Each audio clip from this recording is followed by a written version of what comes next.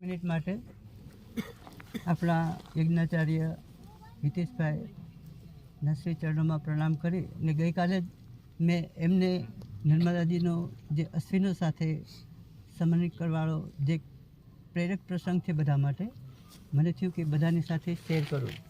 હિતેશભાઈની સાથે તો કાલે શેર કર્યો. લગભગ 2005-06ની વાત છે.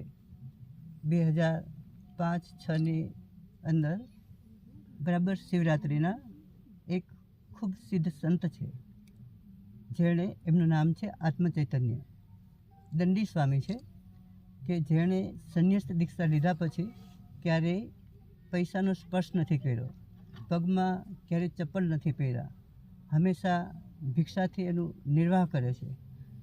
નર્મદાજી એમને અતિ પ્રિય છે, તો મને એમને વાત કરી કે આપણે શૂલપાણેશ્વરની ઝાડીમાં એક મહાદેવજી છે, એમનું નામ છે હત્યા મહાદેવ. હત્યા મહાદેવનો અર્થ કે ત્યાં મણિબેલી ગાવ છે. મણિબેલી ગાવના લોકો એવું માને છે કે ત્યાં એક ભ્રમણ ઘાટ છે, તો લોકો ફરતા ફરતા આવે તો એ લોકોના મનમાં એક દ્વિધા ઉત્પન્ન થાય કે આ સંસાર છે એ અસાર છે, આવો ભાવ ઉત્પન્ન થઈ જાય. અને પછી જેને એવો ભાવ ઉત્પન્ન થાય એ ભ્રમણ ઘાટ ઉપર આવે, ત્યાંથી પડતું મૂકે એટલે નીચે જાય તો એના સ્વાહાકાર થઈ જાય. તો પેલો અવાજ આવે એટલે મણિબેલી ગામના લોકો દોડીને આવે કે મહાદેવજીએ હત્યા કરી નાખી, એટલે એમનું નામ પડ્યું છે હત્યા મહાદેવ. તો ત્યાં અમે શિવરાત્રિનું ચતુષ્પ્રહરનું પૂજન કર્યું. ચતુષ્પ્રહરના પૂજન પછી અમે ત્યાંથી પરિભ્રમણ કરતાં કરતાં નવું શૂલપાણેશ્વર છે ત્યાં આવ્યા.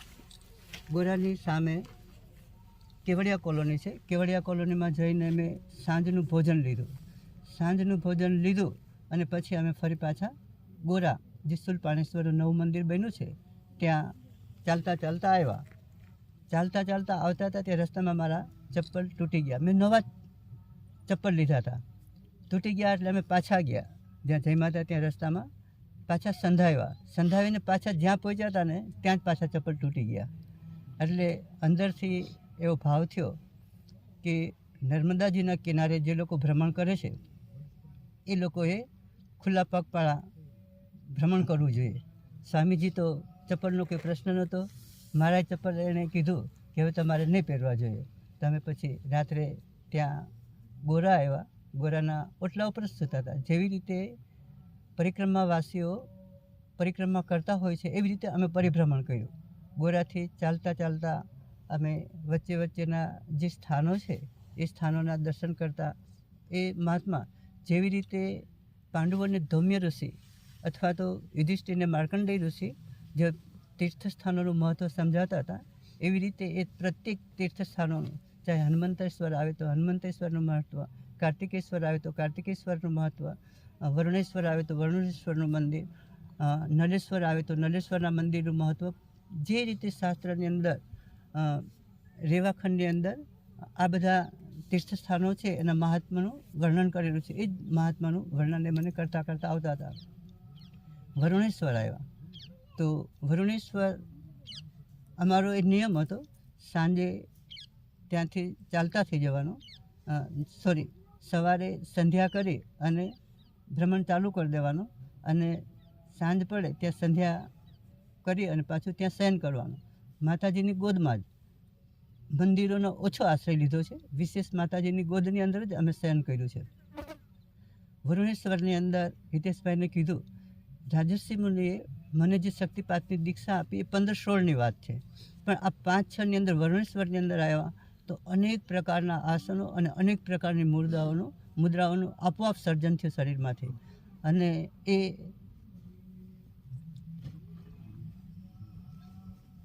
પ્રાણોત્થાનની એ પહેલી પ્રક્રિયા હતી. ત્યાર પછી અમે ગમન કરતાં આગળ વધ્યા, માંગરોળ પાસે આવ્યા. માંગરોળ પાસે જે મંદિર છે ત્યાં એક સિદ્ધ સંત વસે છે. સ્વામીજીએ જ્યારથી ભ્રમણ કર્યું ત્યારથી મને એક પ્રતિજ્ઞા લેવડાવી હતી કે તમારે ક્યાંય આશ્રમનું જમવાનું નહીં. એ મારી સામે જ આશ્રમનું જમે, મારી સામે જ જાતે સ્વયં પાકી રસોઈ બનાવીને જમે. મેં 10 દિવસ ખાલી ને ખાલી નર્મદાજીના જળ ઉપર અને થોડું ડ્રાય ફ્રૂટ હતું એની અંદર 10 દિવસ વિતાવવાના હતા. પણ એક પણ જગ્યાએ હિતેશભાઈ ક્યાંય નહીં, થાક નહીં, ક્યાંય ઉર્જાની અંદર ઉણપ નહીં. અને પ્રતિદિન 40 કિલોમીટરથી વધારે ચાલવાનું, કેમ કે ત્યાંથી લઈને 450 કિલોમીટર સુધી માલસરની પરિભ્રમણ થાય છે. તો માંગરોળ પાસે તો રોડ ઉપર ચાલવાનું થયું. રોડ ઉપર પગમાં છાલા પડી ગયા અને ખૂબ કષ્ટ થવા માંડ્યું. તો નર્મદે હર કરતાં કરતાં અમે આગળ વધ્યા. માંગરોળથી પછી પાછા માતાજીના કિનારે આવ્યા. માતાજીના કિનારેથી અમે વૈદ્યનાથનું મંદિર છે, વૈદ્યનાથના મંદિર આવ્યા. બપોરના મધ્યાહન સમયે પહોંચ્યા તો સ્વામીજીને મેં કીધું, આત્મચૈતન્ય સ્વામીજીને, કે હવે તો મને સિદ્ધિઓ પ્રાપ્ત થઈ ગઈ.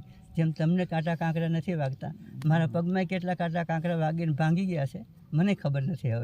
હવે પગ રીઢા થઈ ગયા. તો પછી ત્યાંથી નર્મદાજીની અંદર અમે સ્નાન કર્યું. સ્નાન કરી અને જ્યાં વૈદ્યનાથ મહાદેવ છે, મારો ખ્યાલ નહોતો કે અશ્વિનો સાથે સમન્વિત આ જગ્યા છે.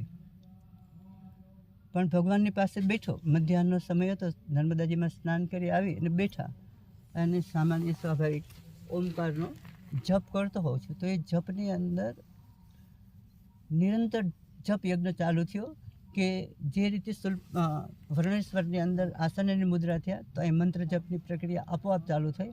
અને પછી મારા ઉપર મારો કોઈ અધિકાર નહોતો, ખાલી દ્રષ્ટા હતો કે ઓમકારનો ધ્વનિ થાય છે, બસ એટલું જ. અને પછી આયુર્વેદની અનંત ઉર્જા જે અશ્વિનોને ભગવાન શિવ દ્વારા પ્રાપ્ત થઈ હતી, એવી જ ઉર્જાનું અંદર અવતરણ થતું જોયું. સમયનું કંઈ ભાન નહોતું રહ્યું. લગભગ 6:30 વાગે 7 વાગે ત્યાં મહારાજ છે, ગોપાલ મહારાજ, એ આરતી કરાવતા હોય છે.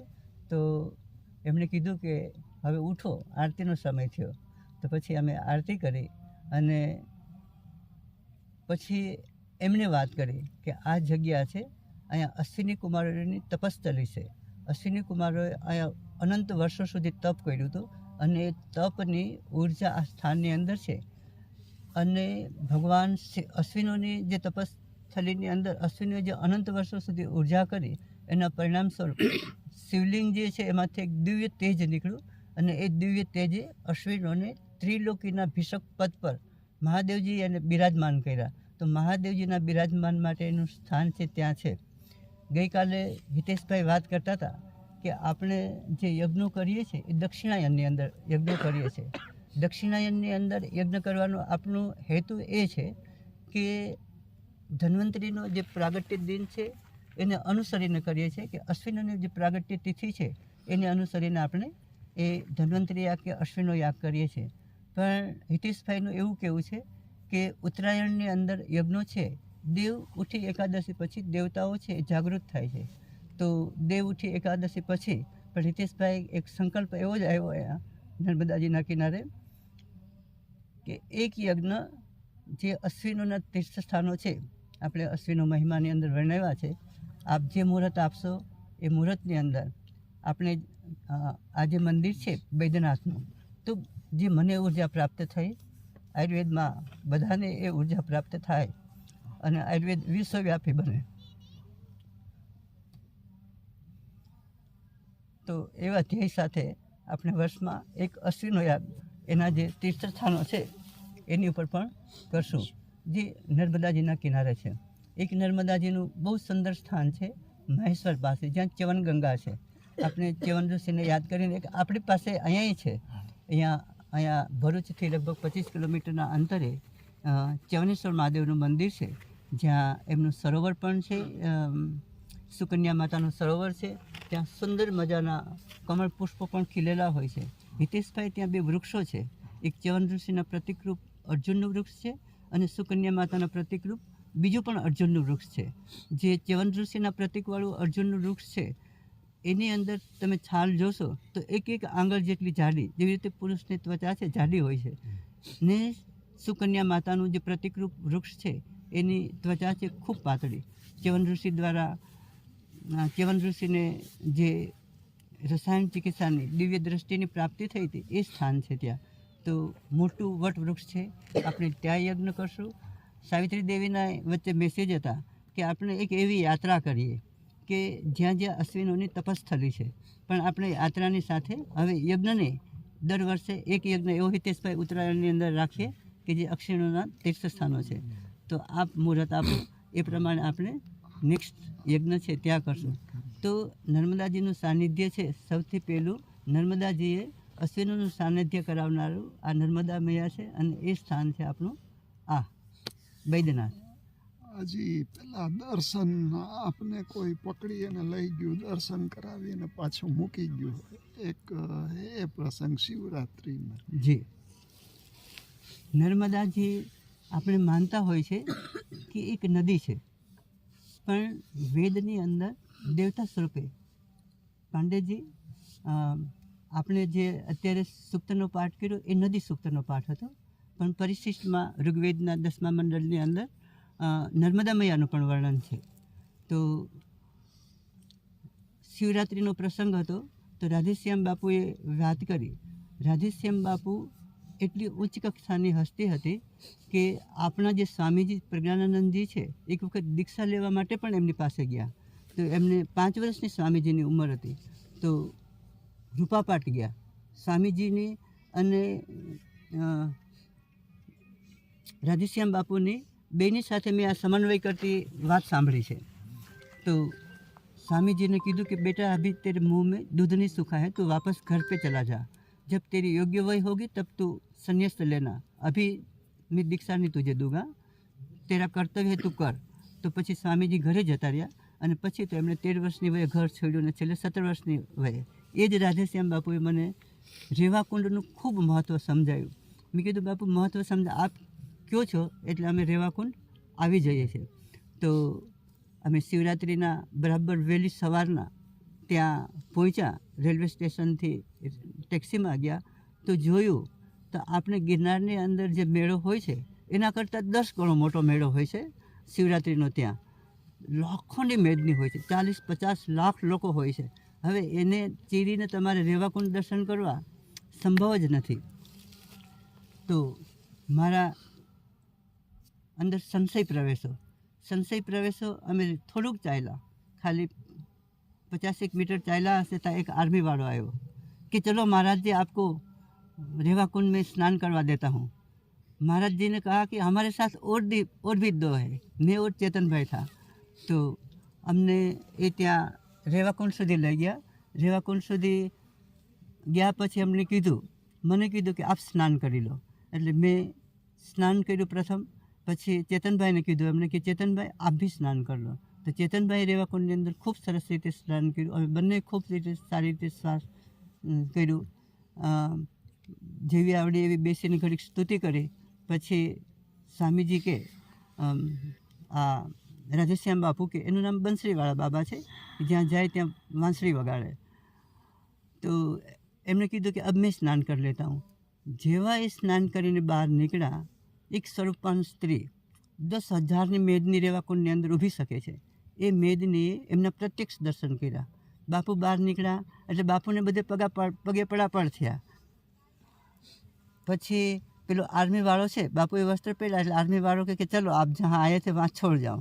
તો પછી અમને રેવાકુંડની બહાર કાઢી અને આટલી લોકોની ભીડ ચીરી અને નર્મદાજીના પાછા કિનારે મૂકી દીધા.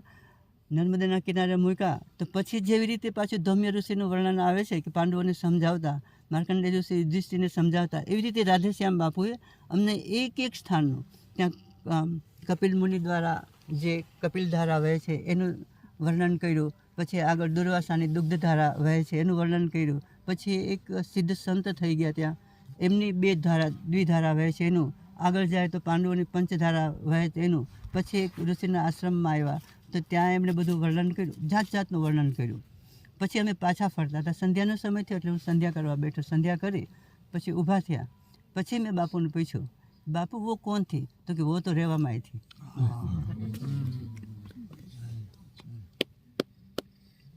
તો રેવામાં આ રીતે દર્શન આપે જ છે.